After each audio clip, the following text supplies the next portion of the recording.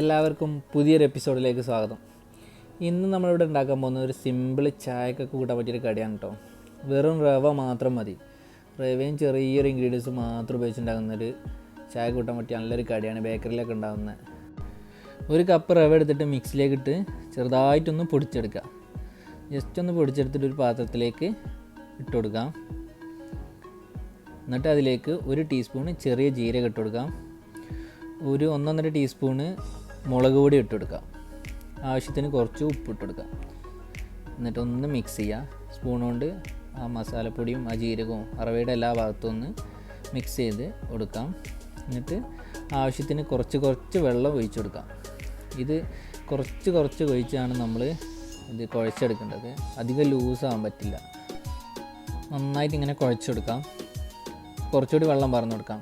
ഒഴിച്ച വെള്ളം പോരാ. എന്നിട്ട് നന്നായിട്ടൊന്ന് കുഴച്ചെടുക്കാം.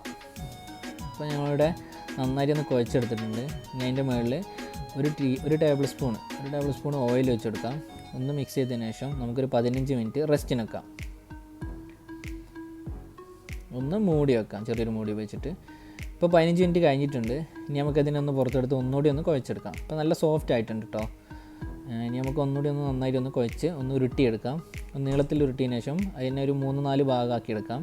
അതിന്നൊരു ബോൾ എടുത്തിട്ട് ഒന്ന് പരത്തി നമുക്കൊന്ന് വലുതാക്കി എടുക്കണം.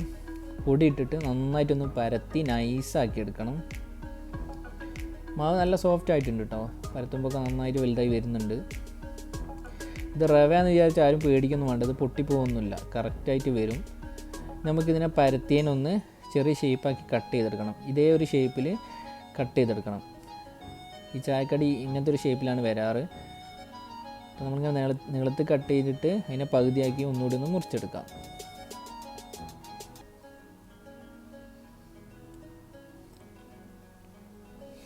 നമുക്ക് അടുത്ത ബോളും ഇതേപോലെ ഒന്ന് പരത്തി മുറിച്ചെടുക്കണം.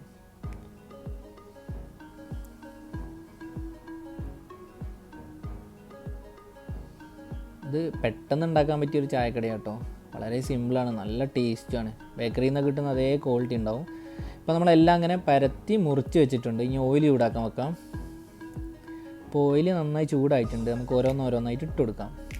ആദ്യം ഒരു ഹൈ ഫ്ലെയിമിൽ ഇട്ടതിന് ശേഷം പിന്നെ ഒരു മീഡിയം ഫ്ലെയിമിലേക്ക് ഇട്ടാൽ മതി.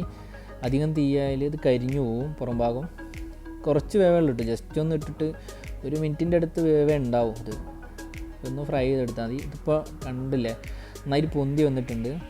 പൊള്ളി ഇങ്ങനെ വരും. ഒന്ന് ജസ്റ്റ് ഒന്നിങ്ങനെ തട്ടി കൊടുത്താൽ മതി. പെട്ടെന്ന് പൊള്ളി കിട്ടും. ഇപ്പോൾ ഒന്നായിട്ടുണ്ട്. നമുക്ക് കോരിയെടുക്കാം. കോരി മാറ്റി വെക്കാം. ഇനി അതിൻ്റെ മുകളിൽ കുറച്ച് കറിവേപ്പിലയും പൊരിച്ചിട്ട് കൊടുക്കാം. അപ്പം നമ്മുടെ ഐറ്റം ഇവിടെ റെഡി ആയിട്ടുണ്ട്. നല്ലൊരു ടേസ്റ്റുള്ള ഐറ്റം കേട്ടോ. എല്ലാവരും ഒന്ന് ട്രൈ ചെയ്യുക. നിങ്ങൾക്ക് ഇഷ്ടപ്പെട്ടാൽ ഞങ്ങളുടെ ചാനൽ ഒന്ന് സബ്സ്ക്രൈബ് ചെയ്യുക, ലൈക്ക് ചെയ്യുക, ഷെയർ ചെയ്യുക. നിങ്ങളുടെ അഭിപ്രായങ്ങൾ എഴുതി അറിയിക്കുക. നന്ദി, നമസ്കാരം.